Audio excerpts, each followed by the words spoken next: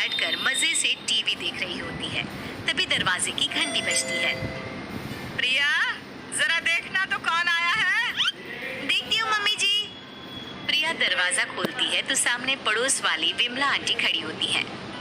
नमस्ते आंटी जी, कैसी हैं आप? मैं तो बिल्कुल ठीक हूँ बेटा, पर तेरी सास को क्या हुआ है? आजकल कहीं दिखती ही नहीं है। जब देखो तब टीवी के आगे जमी रहती है। अंदर तो आइए आंटी। अरे ओ दीपक की अम्मा, कहाँ हो? अरे बिमला, आओ आओ, क्या बात है, बड़े दिन बाद याद आई तुम्हें मेरी। मैं तो हमेशा ही तुम्हें याद करती हूँ, पर तुम ही गायब रहती हो और आजकल तो बाहर भी नहीं आती जाती। तबीयत तो ठीक है ना तुम्हारी? अरे तबीयत को क्या होना है, इस उम्र में तो कुछ ना कुछ लगा ही रहता है। मेरी छोड़ो, तुम ये बताओ कि क्या चल रहा है गली मोहल्ले में। तुम गली मोहल्ले की छोड़ो, चल तो तुम्हारे पड़ोस में रहा है। तुम्हारी नई सहेली आई है। मेरी कौन सी नई सहेली? मैं तो यहाँ बस तुमसे बातचीत कर लेती हूँ, या फिर बाजू वाली शर्मा की बहू से दो चार बातें कर लेती हूँ। इसीलिए तो कहा कि तेरी नई सहेली आई है। अब कोई पड़ोस में आया है तो बात तो होनी ही है। कम से कम इसी बहाने हमारा भी एक ग्रुप बन जाएगा। फिर सब मिलकर अपनी बहुओं की शिकायतें किया करेंगे। दोनों हंसने लगते हैं। तभी प्रिया चाय लेकर आती है और सामने टेबल पर रख देती है। दोनों चाय पीती हैं और बातें करते हैं। चलो मैं चलती, अब कल मिलते हैं। राम राम। अगले दिन प्रिया किचन में कुछ काम कर रही होती है और सुमन आराम से सोफे पर बैठकर मटर छिल रही होती है। तभी डोरबेल बजती है। प्रिया दरवाजा खोलती है तो सामने उनकी नई पड़ोसन खड़ी होती है। जी आप कौन? मैंने पहचाना नहीं। नमस्ते बेटा, मैं शारदा, आपके बगल वाले घर में अभी 2-4 दिन पहले ही शिफ्ट हुए हैं। ओह अच्छा अच्छा अच्छा, नमस्ते आंटी, अंदर आइए ना आप। देखिए तो मम्मी जी आज कौन आया है। इतना कहकर प्रिया किचन में चाय बनाने चली जाती है। नई पड़ोसन को घर पे देखकर सुमन थोड़ा हैरान हो जाती है। नमस्ते बहन जी, मैं शारदा, आपकी नई पड़ोसन। अच्छा अच्छा, आप हैं हमारी नई पड़ोसन। आइए आइए, और बताइए कैसी हैं आप? जी बिल्कुल ठीक। वो दरअसल घर पर छोटी सी पूजा रखवाई थी, बस उसी का प्रसाद देने चली आई। सोचा इसी बहाने नए पड़ोसियों से भी मुलाकात हो जाएगी। ये तो बहुत अच्छा सोचा आपने। सुमन प्रिया को आवाज लगाती है। अरे ओ बहू, जरा चाय पानी का तो आके पूछ लो। ये आजकल की बहुएं भी ना, जब तक बोलो नहीं तब तक कुछ नहीं करेंगी। आई मम्मी जी।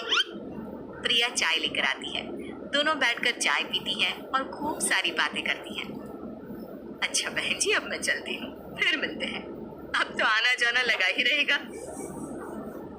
शारदा के जाने के बाद प्रिया किचन से बाहर आती है। क्या बात है मम्मी जी, आप दोनों को देखकर तो लगा ही नहीं कि पहली बार मिल रही हो। आप दोनों तो बिल्कुल बिछड़ी हुई सहेलियों की तरह बातें कर रही थी।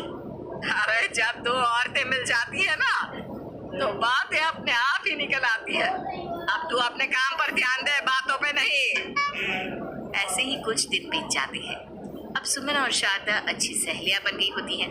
दोनों एक साथ मंदिर जाती, मार्केट जाती और कभी कभी तो विमला भी इनके साथ मिलकर खूब हंसी ठिठोली करती। एक शाम तीनों बैठकर सुमन के घर पर चाय पी रही होती हैं कि तभी बहुत तेज बारिश शुरू हो जाती है। सुमन जोर से प्रिया को आवाज लगाती है।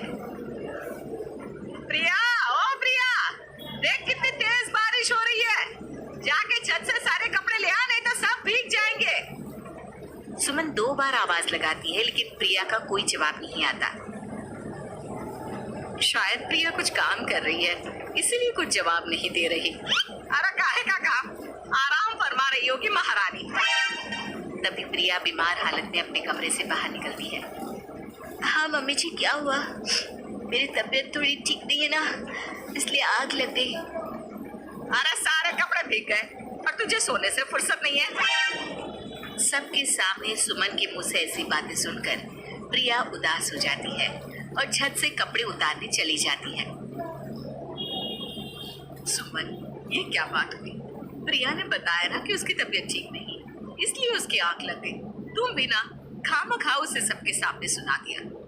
अरे आप नहीं जानती शारदा जी, कुछ बहुएं ना बहुत आलसी होती है, घर का एक काम नहीं करना चाहती। ऐसा नहीं है सुमन, तुम्हारी बहू तो बहुत प्यारी है, तुम्हारी सारी बात भी तो मानती है। हाँ सुमन, तुम प्रिया के बारे में ऐसा क्यों सोचती हो? मेरी भी दो बहुएं हैं, लेकिन मैं उन्हें अपनी बेटियों की तरह रखती हूँ। आखिर वो भी तो किसी की बेटियां ही है ना। और अगर तुम ऐसा ही व्यवहार करोगी तो एक दिन प्रिया भी तुम्हारे साथ ऐसा ही बर्ताव करेगी। शारदा और विमला की बातें सुनकर सुमन की तो बोलती बंद हो जाती है। वहीं प्रिया भी बाहर से सारी बातें सुन रही होती है। अरे मैं कोई उसकी दुश्मन थोड़ी ना हूँ, मैं भी उसकी माँ हूँ, लेकिन कभी कभी सास बनना पड़ता है।